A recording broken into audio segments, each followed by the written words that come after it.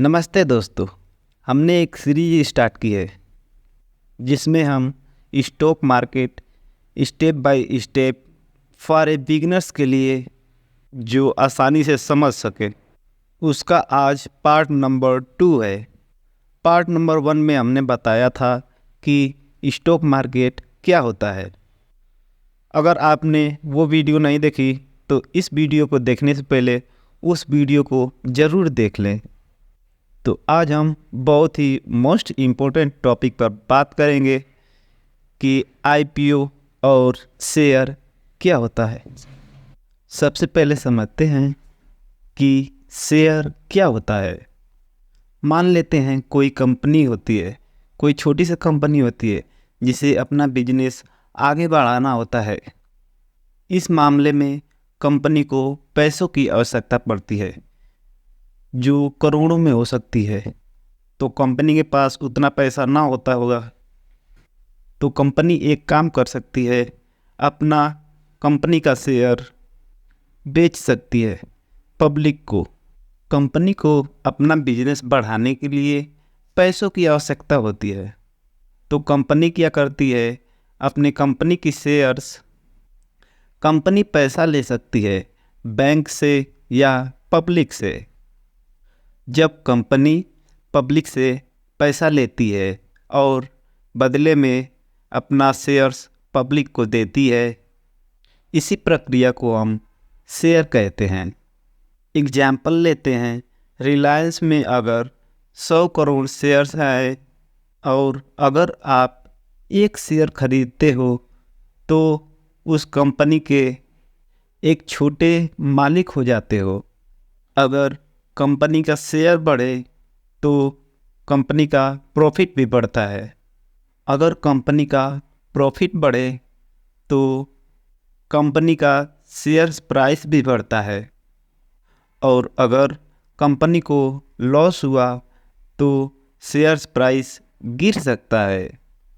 और अगर कंपनी को लॉस हुआ तो शेयर प्राइस गिर सकती है।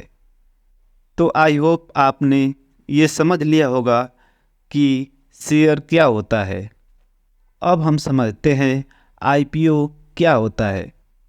आईपीओ का फुल फॉर्म होता है इनिशियल पब्लिक ऑफरिंग। जब कोई प्राइवेट कंपनी पहली बार अपने कंपनी के शेयर्स को बेचती है उसे आईपीओ कहते हैं। एग्जाम्पल लेते हैं, जोमेटो ने 2021 में अपना आईपीओ लॉन्च किया था। कंपनी आईपीओ से पैसे कलेक्ट करती है अपना बिजनेस आगे बढ़ाने के लिए।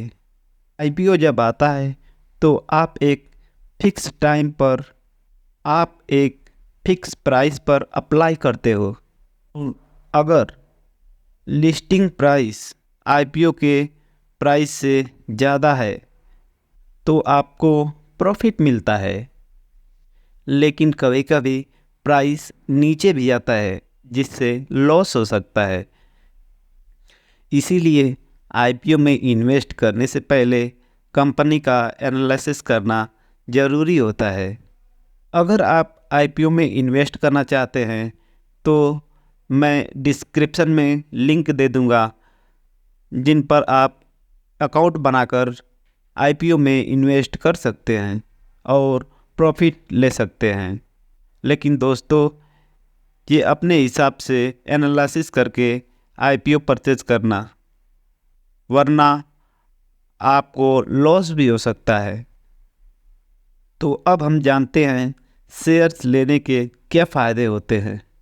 इससे हमें कंपनी का एक हिस्सा मिलता है जो कंपनी के प्रॉफिट में होता है। कैपिटल गेन, जब शेयर प्राइस बढ़ता है और कभी कभी कंपनी अपनी तरफ से बोनस भी देती है तो हमें शेयर्स लेने के अनेक फ़ायदे होते हैं, आपने देखा।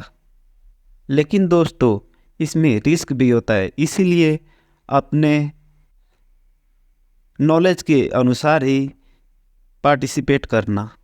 इसमें शेयर प्राइस, डिमांड, सप्लाई और छोटे छोटे न्यूज़ से भी इफ़ेक्ट पड़ता है। तो आई होप दोस्तों आपने समझ लिया होगा आईपीओ क्या होता है। तो दोस्तों हमने आज समझा शेयर क्या होता है और आईपीओ क्या होता है। नेक्स्ट वीडियो में हम समझेंगे ट्रेडिंग और इन्वेस्टिंग में क्या डिफरेंस है। तो दोस्तों